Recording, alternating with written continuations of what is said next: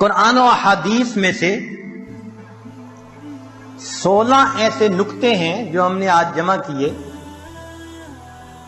ان کو سمجھ لیں کہ یہ چابیوں کا ایک گچھا ہے. 16 کنجیاں ہیں، ہر کنجی رزق کا دروازہ کھولتی ہے. اور یہ بتانے والا کوئی عام عامل نہیں ہے، یہ سید الاولین والآخرین اللہ کے پیارے حبیب صادق الامین، جس زبان سے ہمیں قرآن ملا اسی زبان سے ہمیں نبی علیہ السلام کا فرمان ملا. انہوں نے یہ بات بتائی تو دلوں میں ہم یقین کر کے ان باتوں کو سنیں اور ان اعمال کو اپنائیں اور رزق کے دروازوں کو آنکھوں سے کھلتا دیکھیں.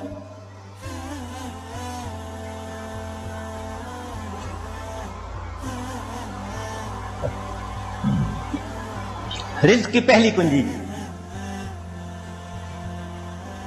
اللہ تعالی ارشاد فرماتے ہیں وَأْمُرْ أَهْلَكَ بِالصَّلَاةِ وَاسْتَبِرْ عَلَيْهَا، اہل خانہ کو نماز کا حکم دیجئے اور اس پر جمے رہیے، صبر کیجئے. لا نسألک رزقا، ہم آپ سے رزق نہیں چاہتے، نحن نرزقک، رزق ہم پہنچائیں گے. اس آیت مبارکہ میں اللہ رب العزت ایک وعدہ فرما رہے ہیں اور وہ پروردگار وعدے کو نبھانا جانتا ہے.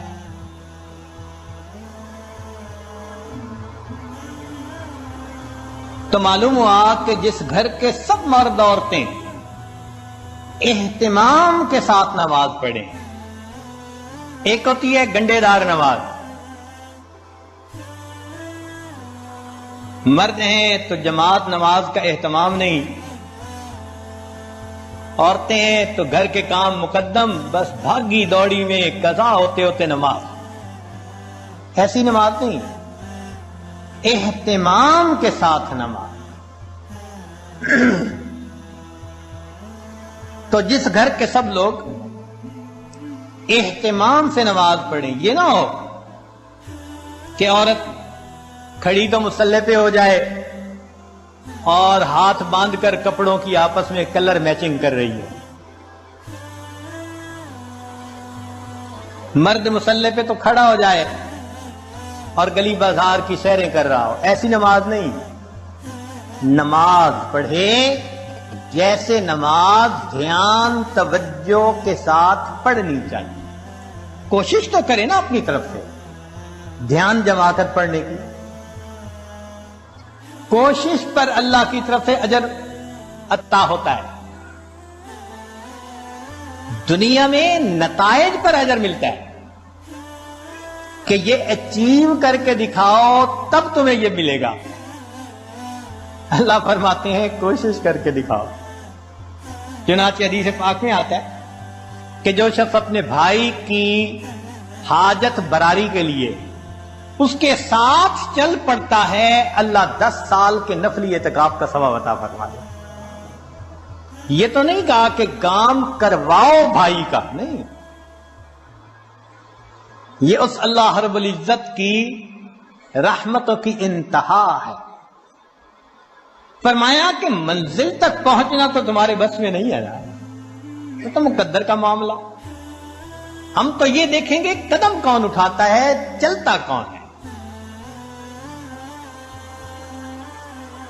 تو نماز صحیح اہتمام کے ساتھ پڑھنے کی کوشش کریں، برکتوں کے دروازوں کو کھلتا دیکھیں.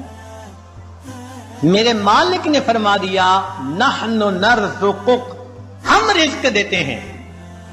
چنانچہ آپ گھر کے ہر چھوٹے بڑے کو نماز کا اہتمام سکھائیے، رزق ملنے کی قسم یہ عاجز کھا سکتا ہے.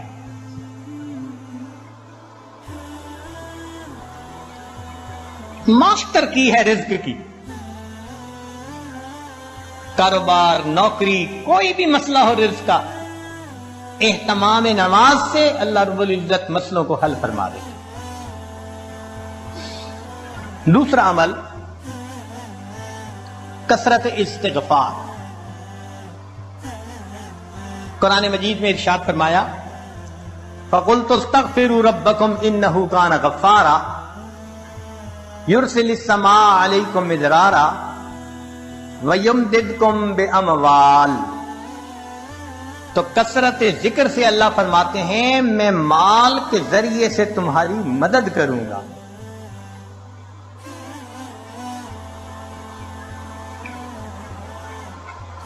एक और हदीस पाक में है, मन अक्सर मिनल इस्तिग़फ़ार जअलल्लाहु लहू मिन कुल्लि हम्मिन फरजा व मिन कुल्लि दीक़िन मखरजा व रज़क़हू मिन हैसु ला यहतसिब।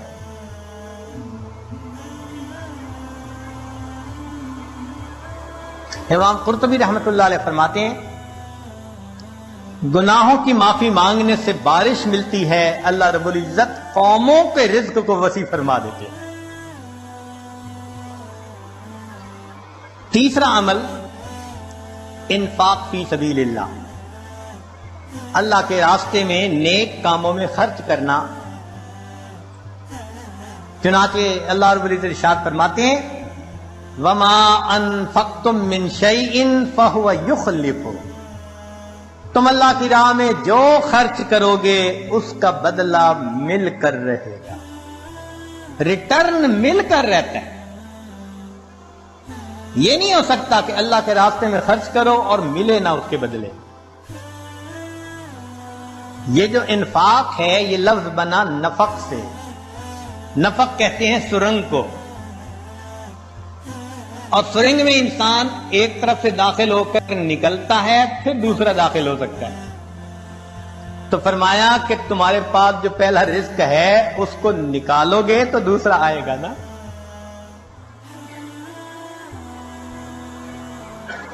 वमा तुनफिकू मिन खैरिन युवफ़्फ़ा इलैकुम। फरमाया अनफिक युनफक अलैहि, तुम खर्च करो अल्लाह तुम पर खर्च करेगा। अब्दुल्लाह इब्न उमर रज़ियल्लाहु अन्हु फरमाया करते थे, इन्ना लिल्लाहि अक़वामन इख़्तस्सुहुम बिन्निअमि लिमनाफ़िइल इबाद। अल्लाह के कुछ बंदे ऐसे होते हैं, अल्लाह ने उनको अपने बंदों के मुनाफे के लिए मखसूस कर दिया। उनकी जात से अल्लाह के बंदों को नफा मिलता रहता है। यह उनका चार्टर ऑफ ड्यूटी होता है। जो उनको मिलता है वो उनके अपनी जरूरत के लिए सिर्फ नहीं होता, वो दूसरों तक पहुंचाने के लिए होता है। जो डाकिया डाक पहुंचाता रहे उसकी तरक्की होती रहती है, और जो डाक न पहुंचाए तो उसे अपनी नौकरी से माजूल कर देते हैं। चुनाचे कितने लोगों को आपने देखा होगा कि बड़ा अच्छा काम चला, कारोबार चला, फिर यकदम ठप। वजह क्या बनी कि जो मिला था वो सारा इनका नहीं था, उसमें अल्लाह के लिए खर्च करना था। मस्कीनों पर, बेवाओं पर, तुलबा पर, दीन के रास्ते में, फलाही कामों में। ये खजाने के सांप बनकर बैठ गए। बैंक बैलेंस चेक करते हैं, आज इतने मिलियन और आज इतने मिलियन, ऊपर से डाकानी बंद हो गई। कहते हैं जी एक वक्त था मट्टी को हाथ लगाते थे सोना बनती थी। हजरत साहब आज तो सोने को हाथ लगाए मट्टी बनता है। किसी ने कुछ कर दिया है जी, बिल्कुल आपने खुद ही तो किया है।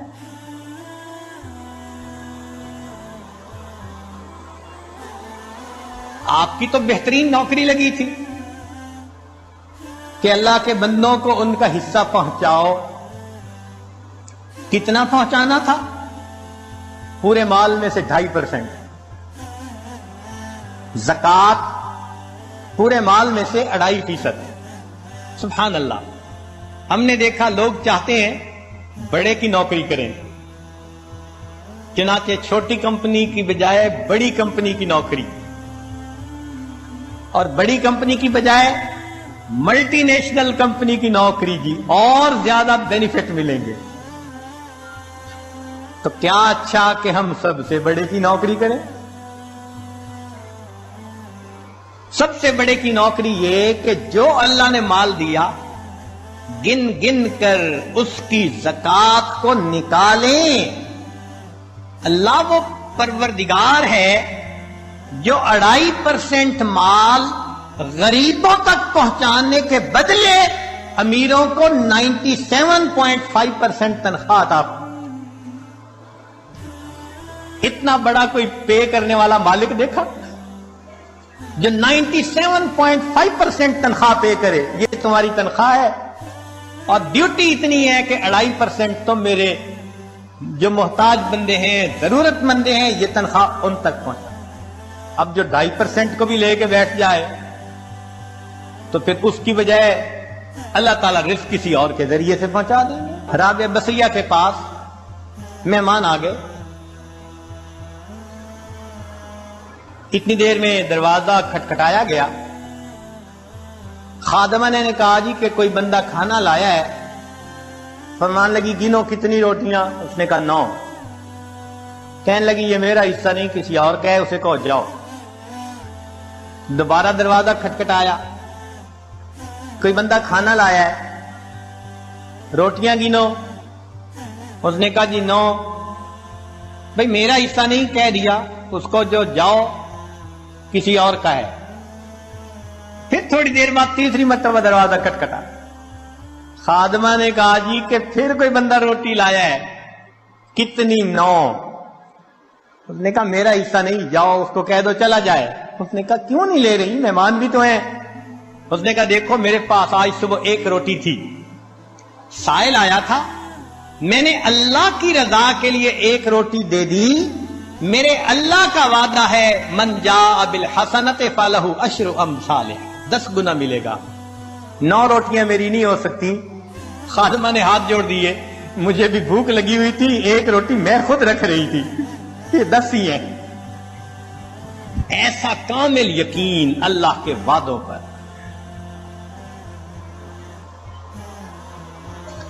حبیب اجمی رحمت اللہ علیہ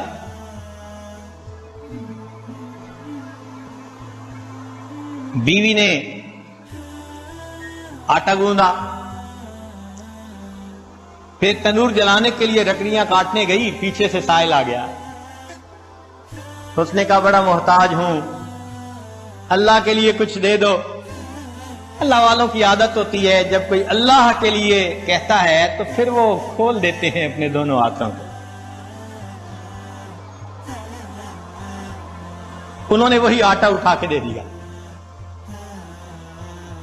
اب بیوی لکڑیاں لے کے آئی. اس نے کہا آٹا؟ کہنے لگے میں نے روٹیاں پکنے کے لیے بھیجا ہے. میں نے روٹیاں پکنے کے لیے بھیجا ہے. ابھی ان کی بیوی نے چولہے میں آگ پوری نہیں جلائی تھی کہ اتنے میں دروازہ کھٹکھٹایا. بیوی نے پوچھا کون؟ کہنے والے نے روٹیاں بھی دے دی، سالن بھی دے دی. تو بیوی نے آ کر کہا کہ تم نے جہاں روٹیاں پکنے بھیجی تھی پکانے والے نے سالن بھی ساتھ بھیج دیا ہے.